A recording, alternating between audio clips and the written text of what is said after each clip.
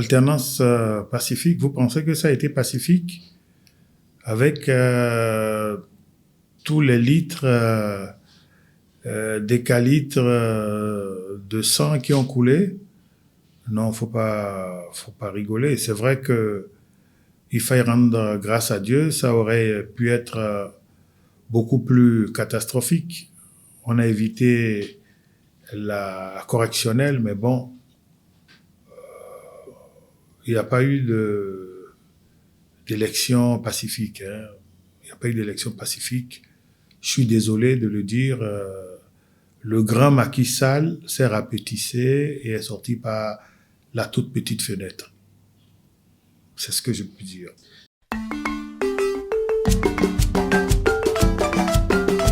Alors, effectivement, le Sénégal essaie, comme vous avez dit, de projeter l'image d'une grande nation donneuse de leçons, une grande nation regroupée, solidaire et unie, une nation qui se présente ou qui veut se présenter comme étant la porteuse de la tradition démocratique africaine. Les Sénégalais passent au clame aujourd'hui qu'ils sont les dépositaires de la démocratie.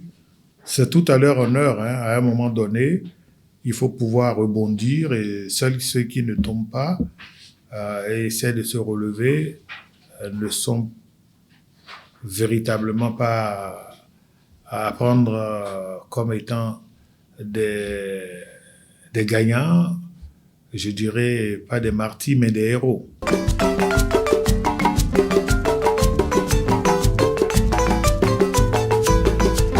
Alors, le discours de Faye, on a l'impression qu'il a été modifié entre l'intervention de la victoire et le discours de son installation. En fait, on a vu un représentant du PASTEF. C'est vrai qu'il dit qu'il se dégageait de toutes les instances, mais il reste membre du PASTEF, membre très actif. Et on a vu donc quelqu'un qui a voulu rééquilibrer les choses pour tranquilliser les partenaires internationaux et tous ceux qui étaient présents. Mais dans les lignes, on se rend compte de certains clins d'œil, de certaines précisions, des guillemets et des tirés en gras sur des choses qu'on avait entendues déjà pendant les élections, que d'ailleurs le président de la Cour constitutionnelle du Sénégal a renvoyé dans son message. Faut pas que les trésors miniers, gaziers, le pétrole deviennent pour le Sénégal le malheur. Je pense que dans la déclaration du président nouvellement installé, il y a eu la fermeté diplomatique dans le langage par rapport aux relations bilatérales et multilatérales, la façon dont le Sénégal devra choisir ses partenaires, la façon dont la souveraineté allait se réaffirmer, il l'a dit, et à chaque fois, c'était ponctué de grandes acclamations dans la foule. Et puis, je vous prie de revoir le discours, sa façon de présenter certains participants, notamment les représentants des États de l'AES, c'est ça, hein, des États de l'AES, avec les bancs d'applaudissements, les salles d'applaudissements, et faire une analyse applaudimétrique pour nous rendre compte de ce que, si jamais le Sénégal n'avait, en tout cas ses dirigeants actuels, n'avaient pas des parrains temporisateurs, on va droit dans une radicalisation des relations internationales pour ce qui est du Sénégal. Et déjà, la nomination du ministre des Affaires étrangères que vous avez suivi pendant les campagnes, sa nomination devrait interpeller et vient donc couvrir ou confirmer ce qu'on attendait ou ce qu'on essayait de décrypter dans le discours du président Faye. Son regard fermé, vous avez vu, son regard fermé, il lisait à peine. Ça sortait, ça rappelait un jeune des écoles coraniques qui débitait. On sent que c'est le compromis retenu qu'il sortait, mais en lançant le regard dans la foule, il essayait, en fonction de celui sur qui son regard se portait, d'adoucir ou non.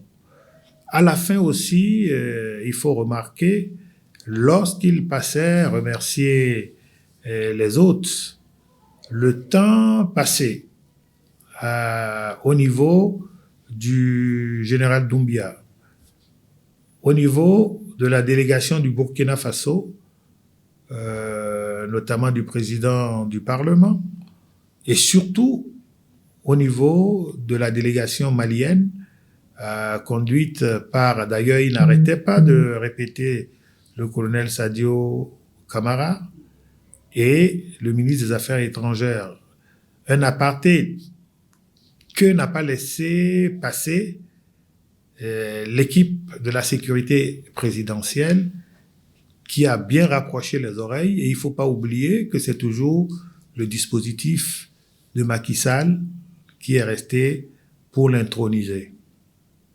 Nous avons donc beaucoup de questions à nous poser, mais nous pensons que le PASTEF s'engage à conduire le Sénégal dans ce qui a été annoncé. Je pense que le Sénégal part pour une révolution.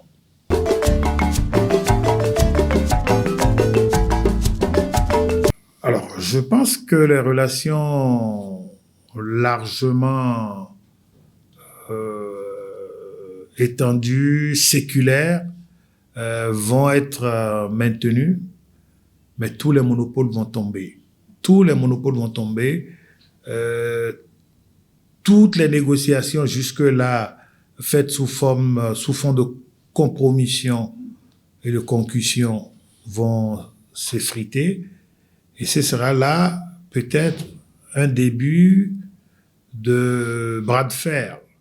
Je sais que pour la période des élections, la France a porté son attention bienveillante, vigilante, et sur le terrain, il y a eu d'énormes activités diplomatiques. Ça devra peut-être amoindrir les coûts et les risques, les tentations de passe d'armes, mais il est inévitable que la question des négociations de matières premières, les privilèges acquis vont tomber. Il faut s'y attendre et heureusement ou malheureusement, il en sera ainsi. Et le Sénégal va faire des émules. Le Sénégal va faire des émules parce que c'était la presque dernière ligne qui permettait de stabiliser l'UEMOA, notamment sur la question du franc CFA et de la France-Afrique. La Côte d'Ivoire restera la dernière tour de résistance, mais si le Sénégal y passe, la Côte d'Ivoire ne restera pas, et je vous dirai pourquoi après. Lors des échanges entre différents participants, vous avez vu quelques jours avant, l'ambiance a été étoffée par l'éventuelle succession du président Ouattara en Côte d'Ivoire. Et lorsqu'on voit le vice-président arriver, on se dit très bien, voilà celui qui va être le prochain successeur, qui vient déjà voir comment se fait la succession. Et connaissant l'ancien gouverneur de la BCEAO, qui est un monsieur très pondéré, très tempéré, il y a des risques que les autorités de la Côte d'Ivoire suivent leur opinion publique. Laquelle opinion publique au niveau de l'UEMOA est quasiment dans les chiffres et dans les configurations, je dirais dans les conformations de comment dirais-je, de décisions très proches de ce que les pays du Sahel servent. Aujourd'hui, la plupart des services d'évaluation d'opinion publique ont du mal à reconnaître, à identifier des estimations, des sondages et des analyses auprès des populations de l'UEMOA. Tous les chiffres convergent, les tendances convergent, et si la démocratie prévalait, une sorte de consultation populaire donnerait directement une rupture chaos de relations monopolisées entre un pays et les autres. Je ne voudrais pas en citer, parce que là également, d'autres pays qui n'étaient pas dans la ligne de mire, je dirais la ligne de tir des mouvements néo-nationalistes, ces pays donc vont se retrouver en situation, parce que personne ne veut perdre tout seul. Si la France se trouve en difficulté, elle va révéler le dessous des affaires. Et vous savez, en matière de négociations pétrolières, dès que les majors françaises, européennes elles s'alignent derrière les Français. Et quand les Français doivent couler, les Français vont décaler pour que les Hollandais, qui ont de grandes compagnies pétrolières aussi, viennent, les Belges, les Suisses et tous qui ont des comptoirs de pierres précieuses, et tous les autres.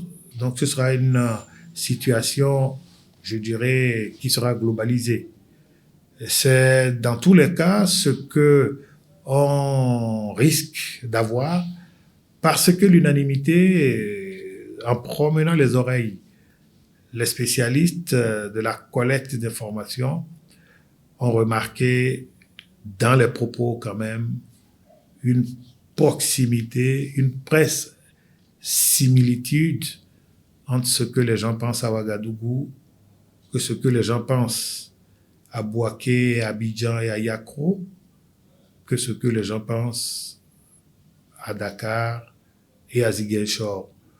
Et je pense que tous les autres pays, le Bénin, le Togo, ne sont pas très loin de ce que les opinions publiques régionales pensent. Aujourd'hui, on veut se débarrasser des fardeaux de la misère, du chômage, et puis tout le monde cherche à aller trouver le bouc émissaire.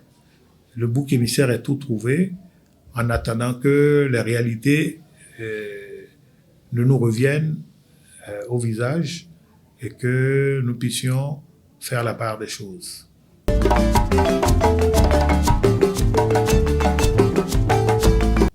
Alors, le président Macky Sall, on n'est pas des magiciens, mais le président Macky Sall, à la fin, a essayé de jouer le tout pour le tout. On dit en fond que je présume être une langue la plus visitée au Bénin. On dit « Il s'est empressé donc de se débarrasser, de laisser les siens. Il ne les a pas livrés aux chiens, mais il les a livrés aux chiots. Et puis, je pense quand même qu'à la fin, quelques mots qui ont échappé de ses confidences avec ses partisans laissent démontrer que il ne se laissera pas mourir. Il va y aller. Vous savez, 12 ans au pouvoir, Avec tout ce qu'on a entendu au Sénégal, c'est beaucoup de capitaux accumulés, beaucoup d'expérience, beaucoup de relations, donc capacité de nuisance. Et la capacité de nuisance, on l'a frôlé lorsque, à un moment donné, il a été envisagé de remettre le pouvoir à l'armée sénégalaise, qui l'a refusé, qui l'a rejeté et qui a contraint à ce que les choses se passent telles qu'on l'a vu. C'est une armée, beaucoup de respect et admiration.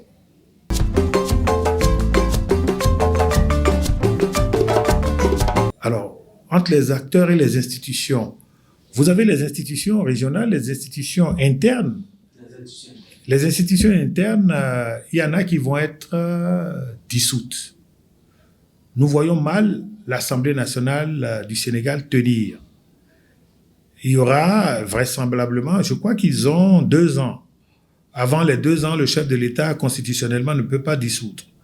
Ils auront donc, d'ici juin, la latitude de dissoudre. Et si c'est dans cette mouvance actuelle que nous connaissons, il y aura après un raz-de-marée, l'Assemblée nationale sera presque monocolore. C'est vrai qu'il faille compter avec la vigilance des Sénégalais qui ont une très longue histoire politique et certains partis ou certains ténors vont forcément se retrouver au Parlement pour tenir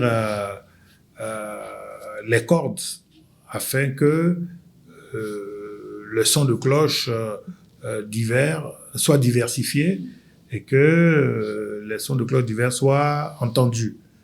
C'est ce qui va se passer, mais au niveau du tissu de l'administration, au niveau de tout ce qui est appui et attribut du pouvoir, il y aura un délitement tragique. Il y aura des trahisons. Il y aura des trahisons, puisqu'on a vu des cadres, ils ont surpris des cadres. Et selon des images quand même authentifiées, des cadres qui se débarrassaient presque immédiatement après la prestation de serment, se débarrassaient des grandes images à l'effigie du président Macky Sall. Le ménage a commencé. Et il y aura des règlements de compte. Il ne faut pas se faire des idées. Ça n'ira pas jusqu'où on l'aurait pensé, parce qu'au Sénégal, c'est des traditions séculaires, des familiers, des problèmes de famille, des amitiés lointaines, et puis tout ça régi par les grandes confréries religieuses, le pouvoir du clergé catholique et surtout les officiers de religieux des grands marabouts.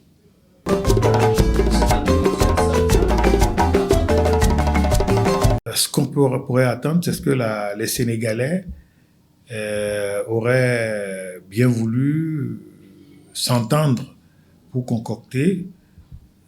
Nous allons faire appel à la providence divine, parce qu'il faut avouer que le Sénégal s'est empêtré dans la dette.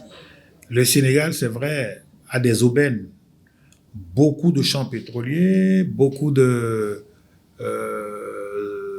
gazoducs qui s'annoncent, des revenus aquifères.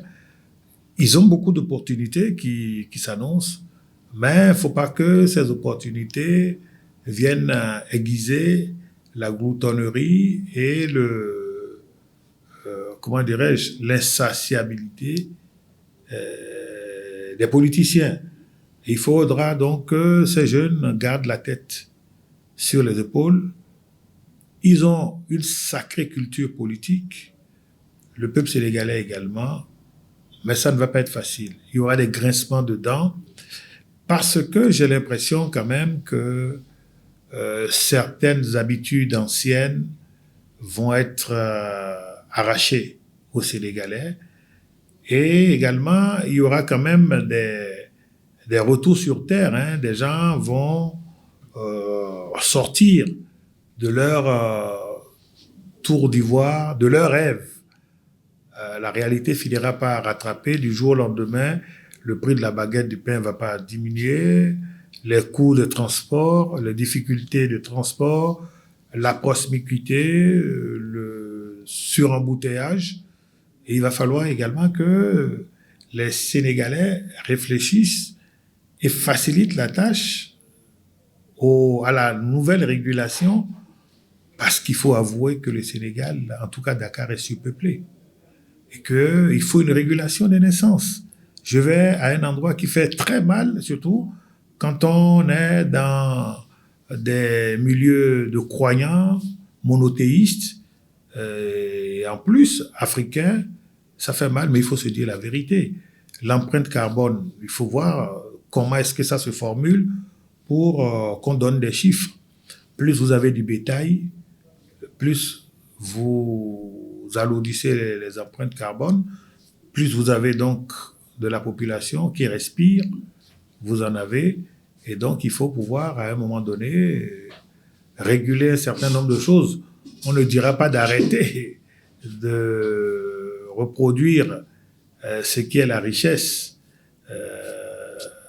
de perpétuer l'espèce, mais il va falloir quand même mettre des coups de frein parce que certaines capitales commencent à être dépassées, chrysogènes, et quel que soit ce qu'on injectera, ça ne suffira pas. Ça ne suffira pas.